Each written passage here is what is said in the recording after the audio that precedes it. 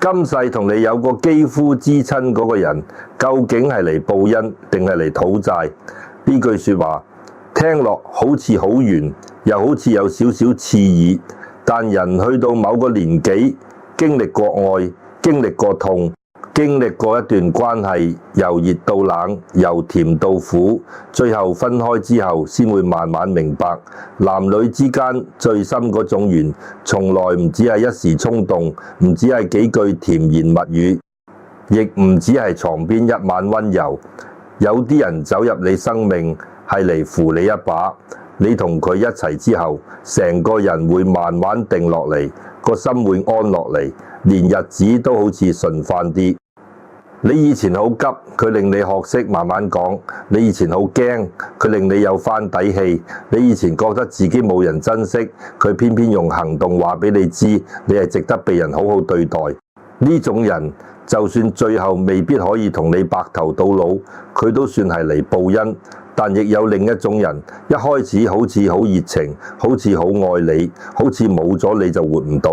可係一齊耐咗，你會發覺你嘅精神一日差過一日，你嘅笑容越嚟越少，你嘅錢慢慢俾佢借走，你嘅家人開始擔心你，你自己照鏡都覺得點解我好似一下子老咗幾年？呢種人未必一開始就壞到出面，但佢就係嚟消耗你，嚟磨你，嚟討你一筆情債。我同你講呢啲說話唔係叫你迷信，亦唔係叫你見到一個人塊面就即刻判佢一世好壞。做人最忌就係武斷。真正老派相法講嘅唔係一粒墨、一條紋、一個鼻型就可以定人生死禍福，而係相由心生。一個人個心長期點諗，佢嘅眼神、氣息、嘴角、眉宇慢慢都會露出嚟。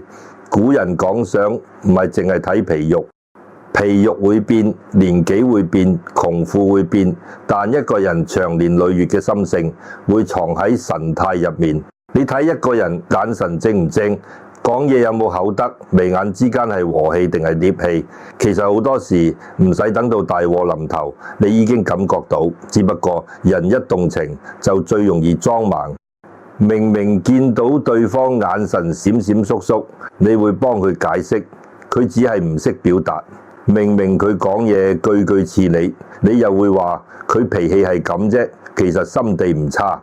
明明佢借錢唔還，承諾唔做，你仲會安慰自己，兩個人有個感情，唔好計得咁清楚。問題就出喺呢度，感情入面最貴嘅唔係你俾咗幾多錢，亦唔係你陪佢捱過幾多晚，而係你將自己嘅心氣、福氣、精氣神全部交咗出去。男女之間一旦有個肌膚之親，唔止係身體親近咁簡單。人嘅氣場會互相牽連，情緒會互相沾染，命運亦會喺不知不覺之間互相拉扯。所以點解有啲人分開之後，成個人反而精神翻，瞓得好，食得落，朋友都話佢面色靚翻晒，因為嗰段緣本身就係一段消耗，走甩咗條命先有翻氣。又點解有啲人離開咗一個人之後，過咗10年8年諗起佢，心入面仲會暖一暖？唔係因為放唔低，而係因為嗰個人當年真係待你好，冇傷你尊嚴，冇壞你家運，冇喺你最軟弱嘅時候踩多你一腳。呢種人就算緣盡都係善緣。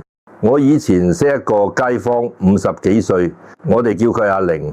阿玲後生嗰陣樣貌唔差，做嘢好爽手，屋企雖然唔算有錢，但佢肯捱肯搏，20幾歲已經自己供樓。身邊好多朋友都話阿玲命水唔錯，遲早會嫁得好。可惜人嘅命往往唔係輸喺冇機會，而係輸喺一次錯愛。阿玲30歲左右識咗一個男人。嗰個男人一開始對佢好到不得了，每日早晨問候，夜晚接佢放工，落雨會攞遮，天凍會煲湯，講嘢又甜，句句都話我呢世最心痛就係你。女人聽到呢啲說話，邊個唔會心軟？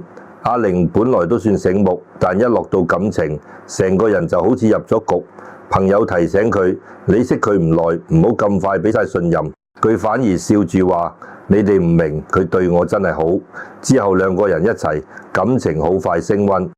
有過最親密嘅關係之後，阿玲更加覺得自己同呢個男人已經唔係普通拍拖，係命中注定，係上天安排。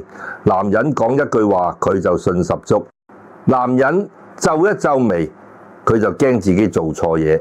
但呢個男人嘅真面目好快就慢慢露出嚟。佢成日話自己生意周轉唔靈，叫阿玲借少少錢俾佢。第一次2萬，第二次5萬，第三次10萬，每次都話好快還，但每次都拖。阿玲問多兩句，佢就黑面話：你唔信我哋咁嘅關係，你仲同我計錢？你聽到冇？好多討債嘅人最叻就係將你嘅善良講成你欠佢，將佢嘅貪心包裝成愛情考驗。再後來佢開始嫌阿玲煩，嫌佢老土，嫌佢唔識打扮。以前話佢溫柔，後來話佢冇情趣；以前話佢顧家，後來話佢悶；以前話佢係最好嘅女人，後來動不動就攞其他女人同佢比。阿玲嗰段時間成個人變晒。以前眼神好精神，講嘢有笑聲，行路有風，到後來塊面灰灰地，眼底成日有黑氣，嘴角向下，見到朋友都係勉強笑。佢自己都話：我唔知點解，明明我有食有住，但日日都好攰，好似俾人抽乾咗咁。有次喺茶樓見到佢坐低冇耐就忍唔住問我：沉思，你話一個人同我有過咁深嘅關係，點解可以咁對我？佢以前對我好，係咪假嘅？我係咪上世欠咗佢？我望住佢，冇即刻答，因為呢啲說話唔可以亂講。一個人傷心到咁，你再用幾句玄學下佢，只會令佢更加困住自己。我只係同佢講：阿玲，你先唔好問上世欠唔欠，你問翻自己，呢個人嚟到你生命之後，你係變開心咗定係變驚咗？你係越嚟越有精神定係越嚟越似病咗？你係多咗福氣定係少咗笑容？佢聽完眼眶即刻紅咗。好多時答案唔係喺神台上面，唔係喺籤筒入面，亦唔係一定要揾人幫你起盤。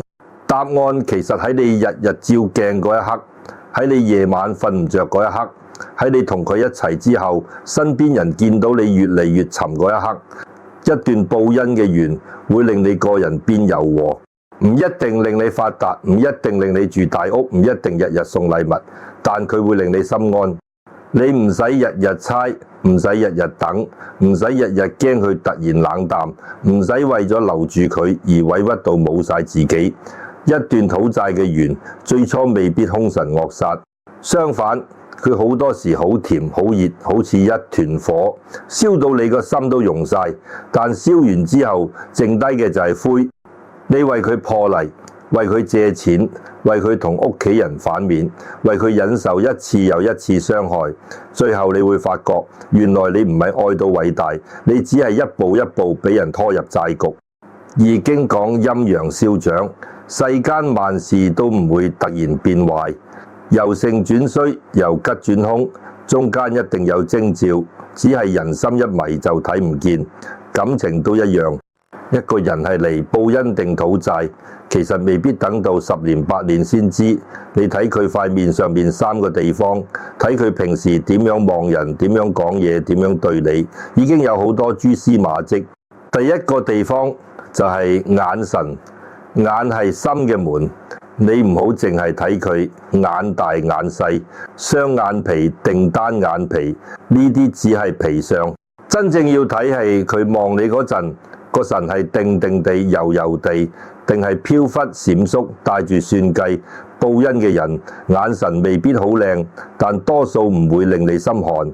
佢望你嗰陣，你會覺得自己被尊重、被接住。就算佢嬲，都唔會用一種想吞咗你、壓低你、控制你嘅眼神望住你。討債嘅人眼神好多時有2種。一種係太飄，講嘢唔敢望實你，承諾講到天花龍鳳，但眼神冇根，另一種係太硬，望住你嗰陣好似審犯咁，句句都想壓過你。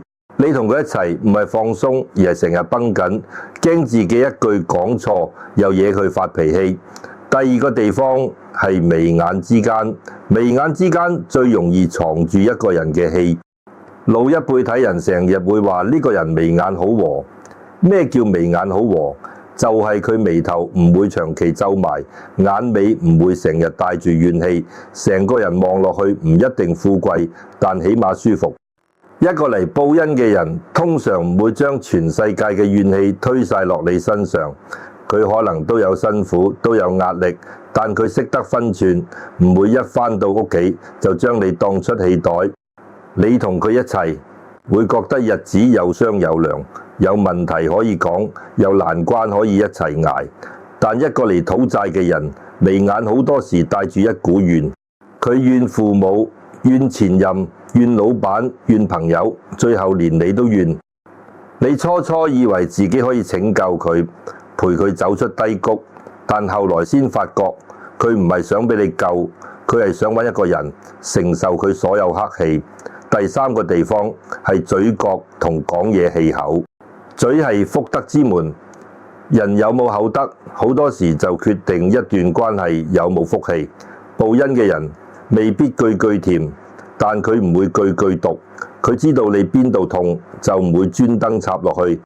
佢知道你邊度自卑，就唔會攞嚟笑。佢就算同你吵架，都會留返3分餘地。討債嘅人最鍾意用嘴傷人，今日話你冇用，聽日話你老，後日話你配唔起佢。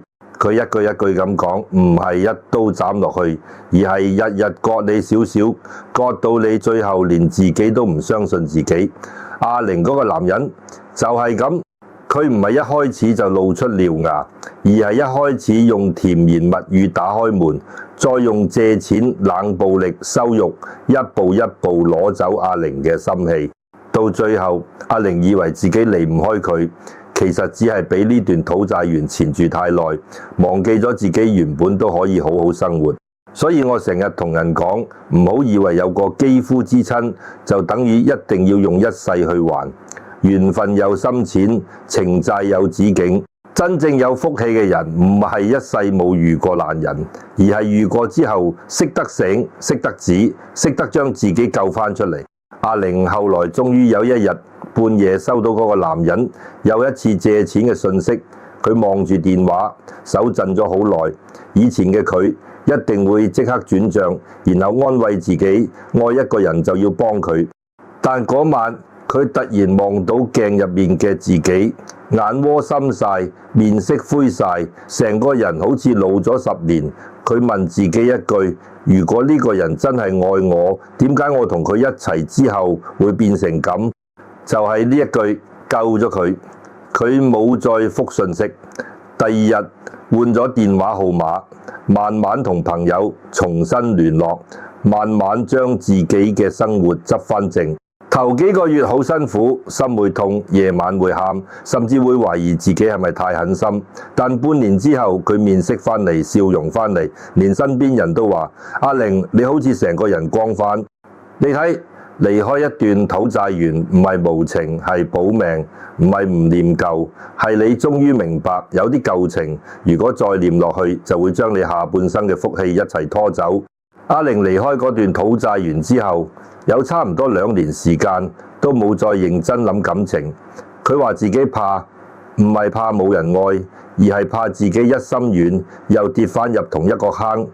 你試過俾一段關係磨到冇晒氣，你就會明白，後來有人對你好，你第一個反應未必係開心，而係驚佢係咪又有目的，驚佢溫柔背後係咪又藏住一把刀，驚自己一接受，最後又要用半條命去還。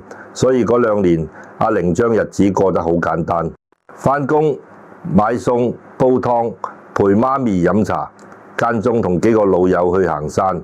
佢慢慢將欠落自己嘅睡眠補返，將以前為咗個男人而斷咗嘅朋友聯絡返，亦慢慢學識一件事：人最緊要唔係有人陪，而係自己個心唔好再亂。有一日，佢去街市買菜，識咗一個男人，嗰個男人姓梁，街坊多數叫佢梁生，50幾歲，做小工程出身，唔係咩有錢人，亦唔係識講浪漫說話嗰種。佢講嘢慢慢地，笑起上嚟眼尾有紋，衣着乾淨，但唔花巧。第一眼望落去，真係冇乜驚天動地。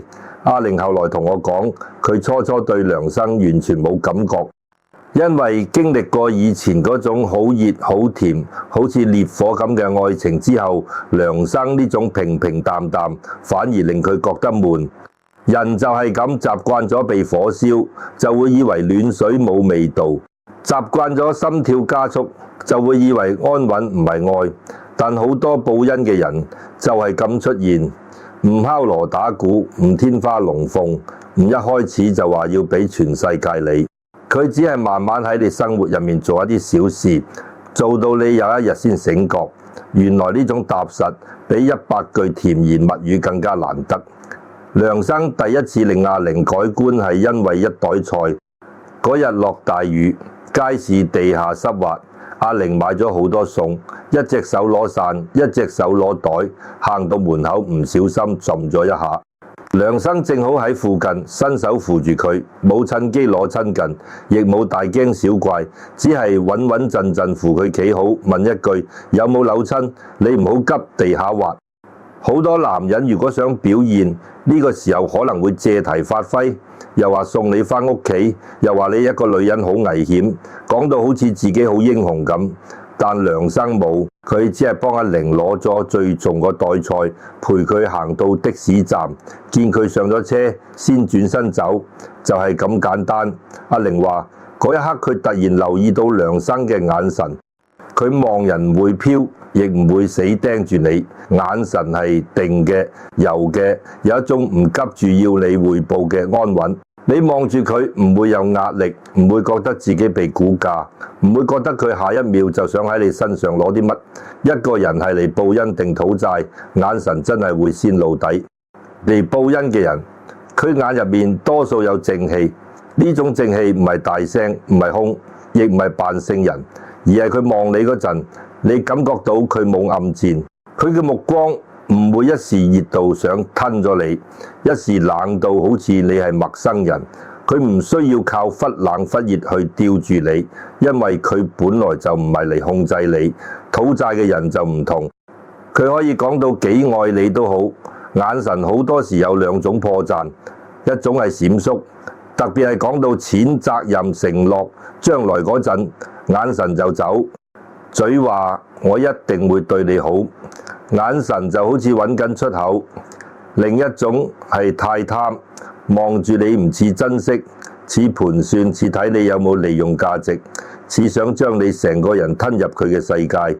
阿玲以前嗰個男人就係咁，一開始熱情到不得了，但每次講到還錢，眼神就飄。每次阿玲問佢將來點打算，佢就望去第二度，或者即刻發脾氣，用情緒遮住心虛。其實嗰陣答案已經喺眼神度，只不過阿玲唔願意睇。梁生第二次令阿玲心入面有波動，係幾個月之後，阿玲媽咪身體唔舒服，要去覆診。嗰日阿玲原本請唔到假，急到周圍揾人幫手。梁生知道之後，只係問清楚時間同診所地址，然後話你唔介意嘅，我陪伯母去，你放工再過嚟接佢都得。阿玲初時唔敢麻煩人，但梁生冇講大話，亦冇趁機邀功，佢真係準時到，陪老人家排隊攞藥落樓，仲細心到將藥袋上面嘅食法寫大啲，怕老人家睇唔清楚。最難得係佢對阿玲媽咪好有耐性，老人家問同一件事問幾次，佢都冇黑面冇嫌煩，只係慢慢答。阿玲放工趕到診所門口，遠遠見到梁生扶住媽咪過馬路，個人唔急唔躁，眉眼之間好平和。嗰一刻，阿玲心入面有一下震動，因為佢突然諗起以前嗰個男人最憎陪老人家，佢成日話你屋企啲事唔好成日煩我，阿玲媽咪病佢嫌麻煩。阿玲要返屋企食飯，佢話佢冇時間，甚至有一次阿玲媽咪住院，佢仲話老人家病好正常，你唔好乜都咁緊張。你睇一個人真心定假意，未必喺佢對你最熱情嗰陣睇得出，反而係睇佢點對你身邊冇利益俾到佢嘅人。佢點對老人家，點對弱者，點對侍應，點對街市阿姐，點對的士司機，全部都係佢內心氣場嘅出口。傳統想法講眉眼，唔係淨係講眉毛濃唔濃，眼尾長唔長，真正要睇嘅係眉眼中間嗰股氣。你會唔會見過有啲人樣貌唔算靚，但一望落去好舒服，因為佢眉頭唔上皺，眼神唔帶怨，成個面上有一種歡口氣。又有啲人五官明明幾端正，但你一近佢就覺得壓迫，好似佢身上有好多怨氣，未開口你已經唔想靠近。嚟報恩嘅人眉眼之間多數有和氣，佢未必冇脾氣，但佢唔會長期用怨氣做人。遇到問題佢會諗點解決，遇到難關佢會一齊面對。見你辛苦，佢唔會第一時間怪你麻煩，而係問你需唔需要幫手。佢嘅存在會令你身邊嘅氣場慢慢穩落嚟。討債嘅人眉眼之間好多時藏住一股不平，佢覺得全世界都欠佢，父母欠佢，前任欠佢，朋友欠佢，社會欠佢。你初初聽可能會心痛佢，覺得佢好慘，想補償佢，可係你補得幾多？一個人如果將自己所有苦都變成向身邊人討債嘅理由，你遲早會被佢拖到一身黑氣。阿玲以前就係中咗呢一點。嗰個男人成日講自己童年幾慘，前女友點傷害佢，朋友點出賣佢，生意點唔順。阿玲每次聽完都心軟，覺得自己要更加愛佢。到後來先發覺佢唔係想療傷，佢係想揾一個人做佢嘅情緒垃圾桶。梁生就唔同，佢都有辛苦，早年離過婚，生意亦試過失敗，甚至曾經欠過債。但佢講呢啲嘢嗰陣，唔係怨天怨地，反而話人有時行錯路，最緊要肯執返正，自己欠落嘅就慢慢還，自己做錯嘅就唔好賴人。你聽呢句已經聽得出一個人嘅格局。一個肯承認自己責任嘅人，未必大富大貴，但起碼唔會將人生所有爛賬推俾你。一個日日話自己冇錯，全部都係人哋害佢嘅人，就算同你有幾深關係，最後都好可能將你都變成佢怨恨名單入面其中一個。真正睇人品，唔好淨係睇甜蜜時候，要睇有衝突嗰陣。甜蜜時候個個都識做戲。真正睇人品，要睇佢嬲嗰陣點講嘢，輸嗰陣點收場，唔如意嗰陣會唔會踩你底線。有一次阿玲因為一件小事誤會咗梁生，梁生本來答應同佢食飯，臨時因為工程出問題遲到，阿玲等咗差唔多1個鐘，心入面以前嗰啲陰影全部翻晒嚟。佢驚自己又遇到一個講得出做唔到嘅男人，於是梁生一到，佢忍唔住講得好重。佢話：你哋男人係咪都係咁講就天下無敵，做就冇影？呢句其實好傷人，因為佢將以前嗰個男人嘅賬算到梁生身上，但梁生冇即刻反擊，亦冇黑面走人。佢沉默咗一陣，先同阿玲講：我遲到係我唔啱，我應該早啲同你講清楚，但你唔好將以前傷你嗰個人放喺我身上，我唔係佢。就係呢句，阿玲當場喊咗，因為以前嗰個男人一吵架就一定鬧到佢體無完膚，話佢疑心重，話佢冇人要，話佢年紀唔細仲咁麻煩，話佢如果唔係有少少錢，邊個會忍佢？每一次吵架都好似一場凌遲。佢最怕嘅唔係有分歧，而係對方把口。梁生嗰次雖然都有唔高興，但佢嘅嘴冇毒，佢講出自己唔舒服，但冇侮辱阿玲。佢指出問題，但冇踩佢尊嚴。佢要阿玲分清楚過去同現在，但冇將佢嘅傷口攞嚟笑。嘴角唔係單單睇向上定向下，而係睇一個人把口有冇福德。古人講口德，其實好實際。一個人日日講刻薄說話，唔止傷人，亦傷自己福氣。家庭入面、夫妻之間、情人之間，最怕唔係冇錢，最怕係把口日日放刀，刀刀唔見血，但刀刀入心。嚟報恩嘅人，佢講嘢會留餘地，佢未必好識當你，未必日日講我愛你，但佢知道有啲說話一出口就收唔返，佢就算嬲都唔會專登講你最怕聽嗰句，就算爭執都唔會攞你嘅年紀、身材、家人、過去傷口嚟攻擊你。呢種人嘅嘴係有門嘅，唔會任由惡氣亂出。討債嘅人把口好多時就係無門，佢唔理你痛唔痛，只理自己贏唔贏。佢一唔順就講狠話，一想控制你就講分手，一想攞着數就講你欠佢。佢講完又話：我只係一時嬲，你唔好咁小氣。但問題係講出去嘅惡言就好似潑出去嘅滾水，燙傷咗人，唔係一句我冇心就可以當冇事。好多女人甚至好多男人都係俾呢種嘴害到失去自己。對方日日貶低你，你聽得多就真係以為自己唔值得被愛。對方日日話你麻煩，你就開始唔敢提要求。對方日日話你冇佢唔得，你就慢慢忘記。其實未識佢之前，你一樣活得好好。阿玲同梁生嘅關係就喺呢啲小事入面慢慢定落嚟，冇分裂，冇戲劇化，冇一開始就講結婚。但佢發覺自己同梁生一齊之後，個人唔再成日驚，電話冇響，佢唔會心慌，對方遲覆，佢唔會覺得天塌。兩個人有唔同意見，佢知道可以講，可以商量，唔使跪低求和。你話你係咪報恩？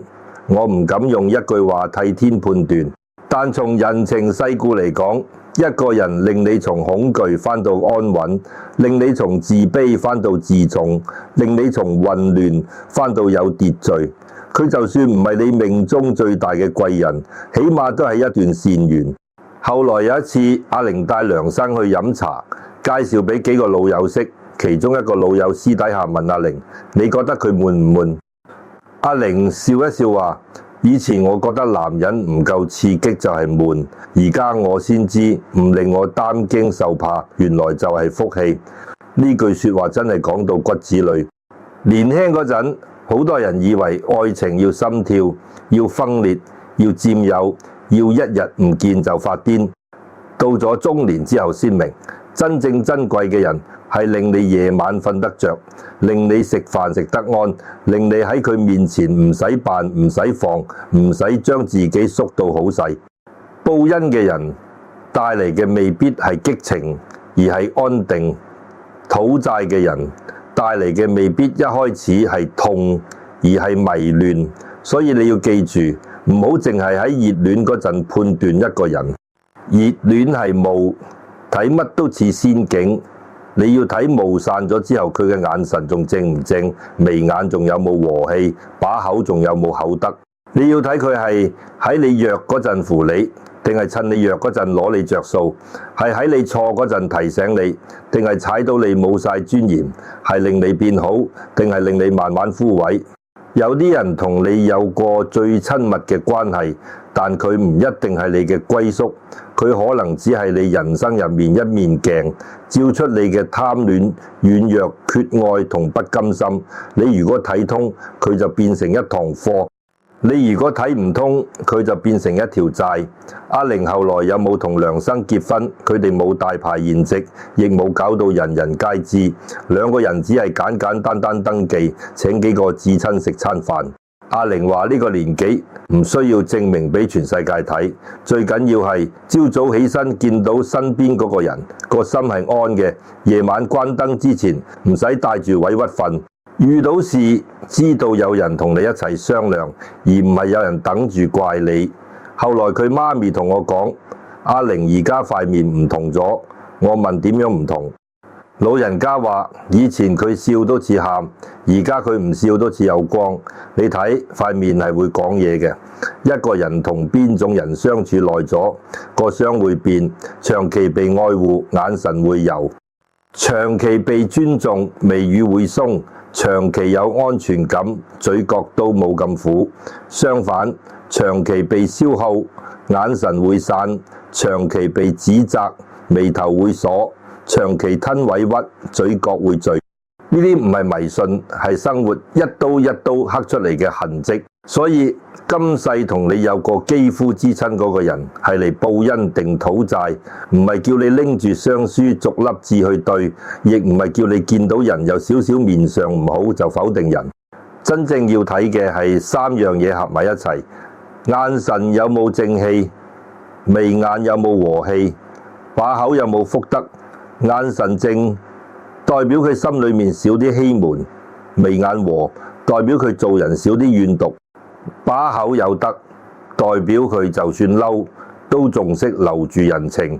呢三樣唔係保證一世無風無浪，但起碼證明呢個人有底線、有分寸、有良心。兩個人有親密關係之前，最應該睇嘅唔係佢幾識當你，唔係佢俾你幾多激情，而係佢會唔會喺得到你之後仍然尊重你。因為真正嚟報恩嘅人，唔會因為同你親近過就覺得可以輕賤你。真正嚟討債嘅人，往往就係等你交出心同身之後，先開始一點一點攞走你嘅底氣。講到呢度，你可能會問：咁係咪一個人眼神唔好、眉頭皺、講嘢刻薄，就一定係嚟討債？一個人眼神溫柔、眉眼和氣，就一定係嚟報恩？我同你講，唔可以咁簡單。做人最怕就係拎住一套說法去審判身邊每一個人。商法也好，義理也好，因果也好，真正有智慧嘅用法，唔係俾你去定人罪，而係俾你早啲醒，早啲知分寸，早啲保住自己條命嘅福氣。人有一時失態，亦有一時低谷。人人都會攰，人人都會嬲，人人都會有講錯說話嘅時候。你唔可以因為對方一兩次面色差就話佢係討債。真正要睇嘅係長期，長期同你一齊之後，你個人係鬆咗定係緊咗，係笑多咗定係喊多咗，係越嚟越有底氣定係越嚟越驚講錯做錯，呢個先係最真嘅答案。易經最深嘅地方就係教人睇變。一段關係最初好，唔代表一路都好；一個人開頭甜，唔代表最後一定善。吉可以變凶，凶亦可以變吉。關鍵就係你識唔識喺變化入面睇到徵兆。感情最怕唔係遇錯人，最怕係明明已經見到徵兆，仲死死攬住唔放，仲話呢個係命。好多人成日講，我同佢有個咁親密嘅關係，我點可以話走就走？我明人唔係木頭，唔係一轉身就可以冇感覺，尤其係男女之間，一旦有個肌膚之親，身體記得，心也記得。有啲人分開好耐，聽到一首歌，行過一條街，聞到一陣熟悉嘅氣味，個心都會突然痛一痛。但你要明白，親密唔等於欠債一世。你俾個真心唔代表你要俾埋尊嚴，你曾經愛過唔代表你要俾人消耗到晚年，你同佢有過一段緣唔代表你要用下半世陪佢一齊沉。佛家講因果唔係叫人認命受苦，而係叫人明白因已經種咗，果已經現前，你要喺果入面修醒覺。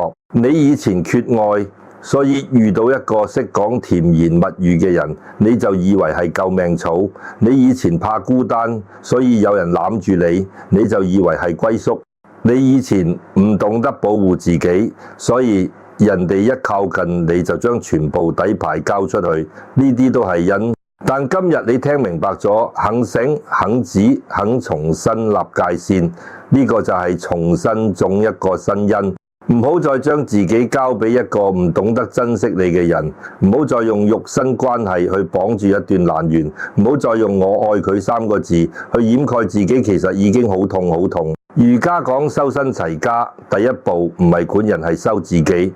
你自己個心亂，遇到人就亂，你自己冇界線，遇到貪心人就被人越界。你自己太怕失去，對方就好容易用離開嚟控制你。感情入面好多人以為自己輸俾第三者，輸俾年紀，輸俾命，其實好多時係輸俾自己唔夠愛自己。道家講順其自然，但順唔係叫你順住人哋傷你，真正嘅順係順住天理，順住人心善惡自然流露嘅方向去睇清楚。水會避開石頭，人亦要識得避開惡緣。你明知前面係火坑，仲話我順其自然跳落去，嗰個唔叫順，嗰個叫糊塗。所以今世同你有過肌膚之親嗰個人，到底係嚟報恩定係嚟討債？你唔使求神問卜到心慌，你可以先做幾件好實際嘅事。親密之前先睇人品，唔好先俾感覺拖住走。好多感情出事就係因為次序錯咗，先心動，先親密，先交出自己，之後先慢慢睇人品。到你發覺對方人品有問題，已經太遲，因為你個心黐咗落去，身體有記憶，情緒有依賴，想走都好似割肉咁痛。所以我勸你，尤其人到中年之後，真係唔好再用後生仔女嗰套去愛，唔好淨係睇佢識唔識講甜言蜜語，唔好淨係睇佢肯唔肯陪你食飯，唔好淨係睇佢一時對你熱唔熱情。你要睇佢有冇責任，有冇誠信，有冇口德，遇到事會唔會承擔。一個人可以冇錢，但唔可以冇良心；可以唔浪漫，但唔可以冇交代；可以有過去，但唔可以將過去變成傷害你嘅藉口。人品未睇清楚之前，唔好太快將自己交出去。呢個唔係保守，係惜福。你亦要聽佢點樣講救人。你想知一個人將來會點對你？唔好淨係聽佢今日點樣讚你，你要聽佢點樣講前任，點樣講父母，點樣講朋友，點樣講曾經幫過佢嘅人。如果一個人開口埋口都話所有前任都衰，所有人都對唔住佢，全世界都欠佢，咁你要留心，可能佢真係受過傷，但亦可能佢從來唔識反省。今日佢講舊人講到咁毒，將來你同佢有一日不歡而散，你都可能變成佢口中最毒嗰個人。真正有福德嘅人，就算同舊人無緣，都唔會踩到人哋一文不值。佢可以承認大家唔適合，可以承認有傷害，可以承認緣盡，但佢唔會靠貶低舊人去抬高自己。因為佢知道每一段關係都曾經有過真心，唔應該一分開就反面成仇。你聽一個人講舊人，其實就係聽佢有冇口德，有冇情義，有冇基本嘅厚道。仲有你要留意自己同佢一齊之後係變好定變差，呢一點好重要。好多時外人點勸你都冇用，你自己睇返自己就會知道答案。同一個嚟報恩嘅人一齊，你未必日日開心，但你會慢慢變得穩。你會想執好間屋，想照顧身體，想同家人關係好返，想重新做人，想為將來打算。你同佢一齊之後，唔係越嚟越依賴，而係越嚟越有力量。同一個嚟討債嘅人一齊，你會慢慢暖。你開始瞓唔好，食唔落，成日等電話，成日猜疑，成日驚佢嬲，成日為佢講大話，甚至開始疏遠真心關心你嘅朋友同家人。你明明以前都算爽朗，後來變到好似日日背住一袋石頭。你唔好呃自己，身體係最誠實嘅。你同一個人一齊之後，如果長期心口記住，胃口差，成日喊，成日驚，嗰段緣就算幾激情，都唔係養你，而係耗你。再記住，唔好用錢同肉身去換安全感。有啲人最容易心軟，一愛上就想證明自己值得被愛。對方開口借錢佢就借，對方想親近佢就唔敢拒絕，對方冷淡佢就更加想俾多啲，驚一收手對方就走。到最後錢俾咗，身心俾咗，尊嚴俾咗，換翻嚟只係一句你自願嘅。我同你講，真正報恩嘅人唔需要你用委屈去留住佢，真正珍惜你嘅人唔會逼你用錢證明愛，亦唔會逼你用身體換承諾。凡係一段關係，要你不斷破自己底線先維持到，嗰段關係已經唔係愛，係債局。人到中年，最緊要守住3樣嘢，守住身體，守住錢財，守住心神。呢3樣一散，晚年就難安。你可以愛人，但唔可以愛到連自己都冇埋。你可以念舊，但唔可以念到俾人反覆傷害。你可以相信緣分，但唔可以將惡緣當成宿命。遇到惡緣要止債，遇到善緣要惜福。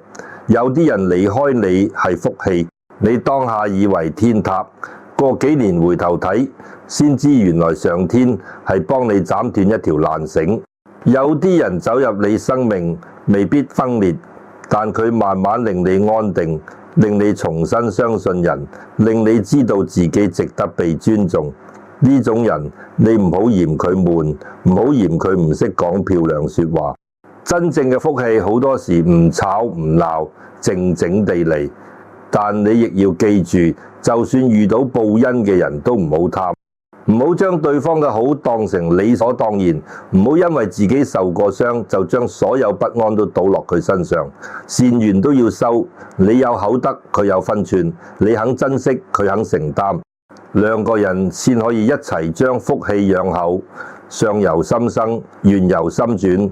你個心若果一直缺愛、貪戀、怕輸，你就好容易被討債嘅人牽住走。你個心若果慢慢收得穩，識得自重，識得分辨，識得止損，惡緣自然難以長久纏住你，善緣亦會有機會靠近。所以唔好再問點解我咁命苦，成日遇到嚟討債嘅人。你可以換一個問法，我由今日開始點樣唔再俾人討走我嘅福氣？答案好簡單，但要你真係肯做，唔好再忽略眼神裏面嘅閃縮，唔好再替眉眼之間嘅怨氣揾藉口，唔好再將對方把口嘅惡毒解釋成直性子。直性子唔等於可以傷人，脾氣差唔等於可以無底線。曾經受過苦，更加唔等於可以將苦報喺你身上。你要學識喺一段關係入面睇返自己塊面，你塊面越嚟越柔，證明你被善待；你眼神越嚟越定，證明你心有安處；你笑容越嚟越自然，證明呢段關係有養分。相反，你面色越嚟越沉，眼神越嚟越散，嘴角越嚟越苦，你就要醒。可能你唔係遇到真愛，你係入咗一場債。今世同你有過肌膚之親嗰個人，可能係嚟報恩，亦可能係嚟討債。但無論佢係邊一種，最終都係嚟教你一件事：愛人之前，先唔好丟失自己。同人親近之前，先睇清楚人心；緣盡之後，唔好用執念困住餘生。真正嘅報恩係令你更接近自己嘅光，真正嘅討債係令你離自己越嚟越遠。你要分得清，亦要走得出。聽我講到呢度，如果你覺得呢番說話對你個心有少少提醒，又或者你都曾經喺感情入面受過傷、還過債、流過淚，咁就請你動一動手指，幫忙點個讚、訂閱呢個頻道，或者轉發俾你身邊最需要聽到呢番說話嘅人。呢一個少少分享，唔只係支持一條片，亦係將一份醒覺、一份善念、一份老祖宗留下嚟嘅處世智慧，傳俾多一個喺感情入面迷路嘅人。佛家講隨喜功德，唔一定要做驚天動地嘅大事，有時你一句提醒，就可能幫人避開一段惡緣，保住一份福氣。今日聽完呢條片，如果你想提醒自己，由今日開始唔再俾人討走自己嘅福氣，可以喺留言區留低4個字：止債收福。等我哋喺留言區一齊善念共振，亦當係送俾未來自己嘅一份祝福。願你餘生遇到嘅人，眼神有正氣，眉眼有和氣，把口有福德。願你曾經受過嘅傷，最後都變成智慧。願你曾經還過嘅債，從今日開始慢慢止住。更願你記得，真正值得你交心交命嘅人，唔會令你枯萎，只會陪你慢慢有光。